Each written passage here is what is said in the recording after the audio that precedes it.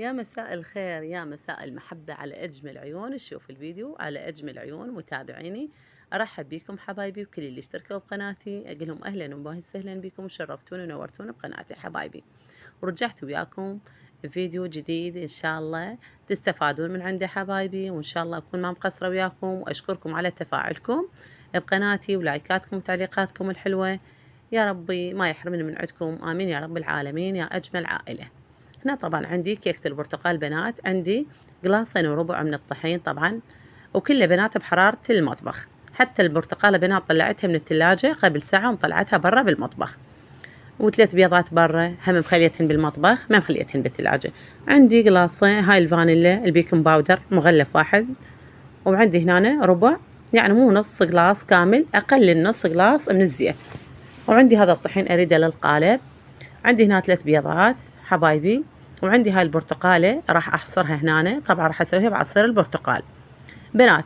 عندي طبعا قلاصين بالقلاص هذا اللي طبعا أي بيت هو يستخدمه، قلاص عادي، قلاصين أو ربع من الطحين.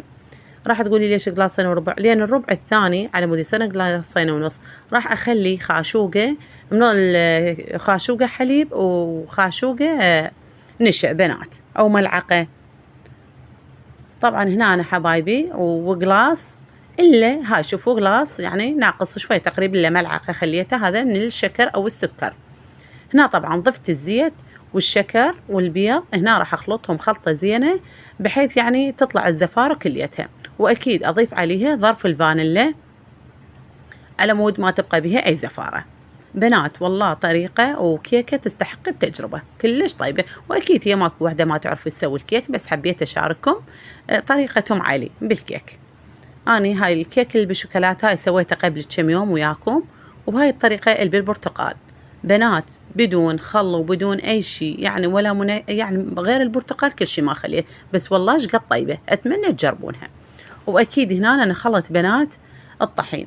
الطحين ضفت عليه بنات قبل لا أنخله، خليت عليه الملعقة مالت الحليب والملعقة مالت النشا لين يعطيها شاشة وطراوة بنات بالكيك. شوف بنات هنا هاي البرتقالة راح أخلط شوي شوي، أضيف عصير البرتقال وأخلط. وطبعا ضفت أنا البيكنج باودر والفانيلا كله ويا الطحين بنات ونخلته، وراح أخلط طبعا شوية شوية بنات تدريجيا لحد ما أشوف قوامها. راح تقولين كفت البرتقالة؟ لا ما كفت البرتقالة، طبعا خليت نص قلاص من المي. بناتكم لا تعتمدون على نص القلاص، وانتم شوفوا عينكم ميزانكم، يعني شوفوا ايش قد يكفي وتخلون. هذا بقى انا عندي من نص القلاص اللي خليته. وطبعا البرتقالة اللي عصرتها كاملة درتها خلطت بيها. والله بنات هنا الريحة مالت البرتقال طلعت تجنن. ما بنات ما خليت بالهيل، انا ما اريد طعمها بالهيل. عندي هذا الفايركس الحراري، أنا خليت له زيت بنات وخليت له هذا الطحين، بس والله يا بنات أنا نكت بيه. طبعا أول ما خليت الكيكة 5 دقايق وطفت الكهرباء بالأوفن، لأن أنا قالت لكم ما عندي فرن كهربائي، عفوا ما عندي فرن غازي، بس الأوفن. وأكيد دزيتها يم جيراننا شو إياها وطلع هذا قوامها. أنا قلت خربت بنات، بس والله يعني من شفت هاي يعني استوائها تجنن بنات، والله طعمها يتجنن، حتى لون الكيكة صار برتقالي. وهنا أنا أقول لكم سهمكم وسهمنا العافية. وهنا حبايبي حبيت اليوم أحكي وياكم، والله سبحانه وتعالى يقول له هو الكاتبة الله يصير، الله ايش كاتب هو يصير. احنا ما يعني ما بدينا شيء على أمر رب العالمين سبحانه وتعالى، واحنا عندنا يقين وواثقين بهذا الشيء أكيد. والكل اللي عنده إيمان برب العالمين هو يعني، أنا دائما والله حتى بنات إذا تشوفون أكتب لكم بالتعليقات، أنا دائما أكثر تعليقاتي هي الصلاة على محمد وآل محمد، أصلي على محمد وآل محمد، استغفار استذكار طبعا، والحمد لله والشكر أولادي هم يصلون. والله بنات اليوم صارت بينا يعني رهبة من الصبح، من الصبح يعني استونا كملنا ريوق، وإحنا يعني انتهينا والله يعني شقلكم يعني صار بينا. الحمد لله والشكر عدت على كل حال، الحمد لله والشكر، أحمد الله وشكره يعني رب العالمين، يعني شما أحمده وأشكره والله العظيم مقصرة يعني مقصرة بهذا الشيء. يعني طبعا حبيت هنا أطلع عليكم هاي الصبح اليوم طبعا بنات، هو هذا اليوم الفيديو مالتنا. قلت أصور البنات، قعدت الصبح أشوف المطبخ شلون نظيف، لأن البارحة معزة وشوفتكم الروتين، والحمد لله والشكر ما عندي أي تنظيفات وتعزيلات. بهاي طبعًا الأوان بنات أنا سويت الريوق ما صورته وياكم، تريقنا.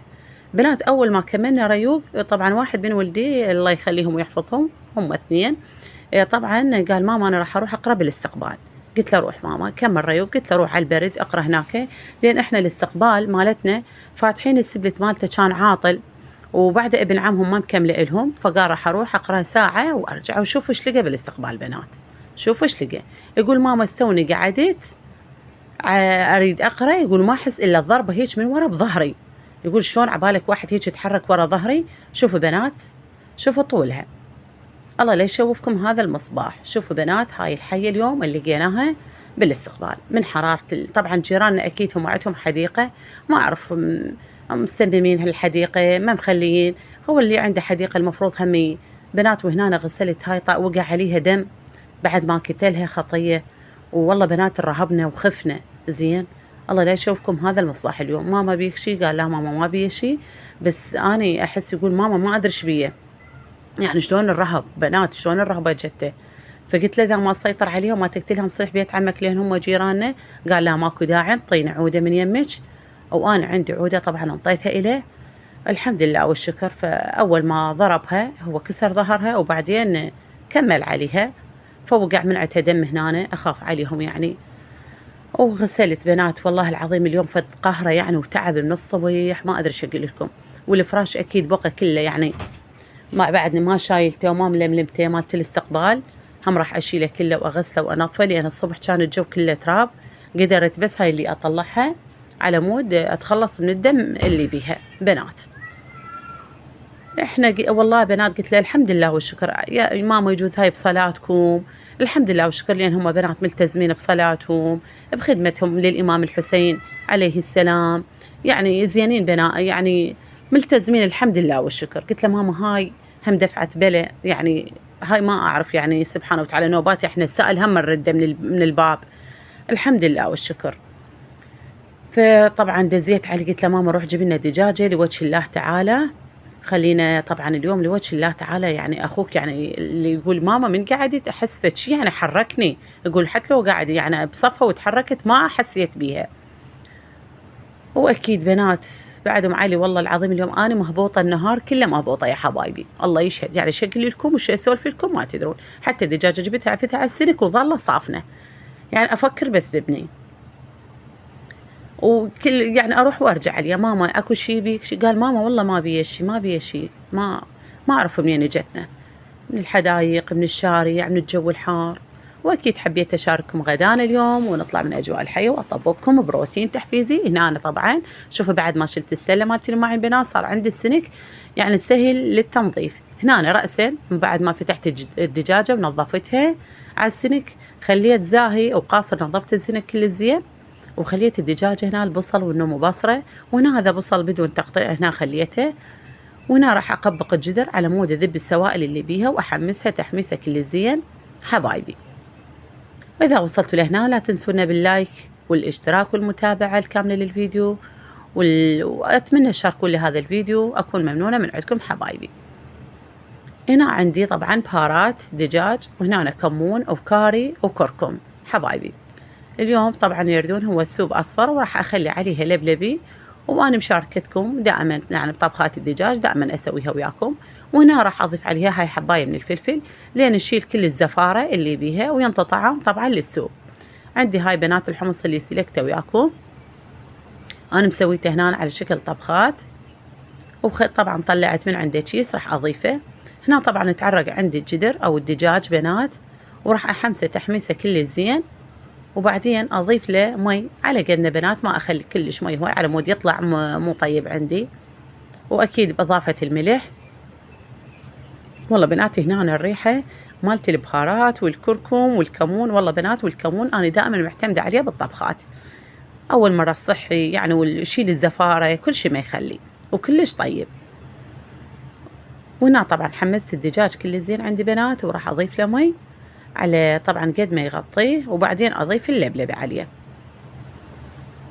وهنا حبايبنا يعني حبيت أشارككم هذا اليوم وهذا روتيني. وهواي بنات حبن طبعا من عندي فيديو تعريفي، فأني راح أقول لكم، لأن البارحة أنا ما طبعا أتجاهل رسائلكم، ولازم أني وياكم أول بأول بحياتي بنات. طبعا أني مواليد 79 جيل الطيبين، يعني نهاية 79 شهر الخامس حبايبي. اللي تقولوا لي برج وما برج، أنا لا أعتمد على البرج ولا أعرف البرج ولا هاي الشغلة بالبرج، بهاي الشغلات وهاي السوالف ما لي شغلة بيها. بعدين أو عندي طبعا 4 أولاد الله يخليهم، متزوجة وعندي 4 أولاد، عندي 2 ولد و2 بنات. طبعا ابني كبير سادس إعدادي، والابن الثاني هو رابع علمي الله يخليهم ويحفظهم. وطبعا بنتي هم بناتي الصغار، بنتي خامس رقاه والله يخليها ويحفظها، خامس ابتدائي، وبتبته اللي هي اسمها بتول طبعا ثاني ابتدائي. نجحت بنات للثالث، وأم الخامس بنات بعد مشلبة بالخامس، وأم الخامس بنات نجحت للسادس. الحمد لله والشكر. نقول خامس رقاوي سادس، وبتبته ثالث، والحمد لله والشكر. بنات أني طبعا أهلي ديوانية ومتزوجة محافظة واسط. وهنا حبيت أشارككم طبعا روتيننا وفيديونا كله خطوة بخطوة.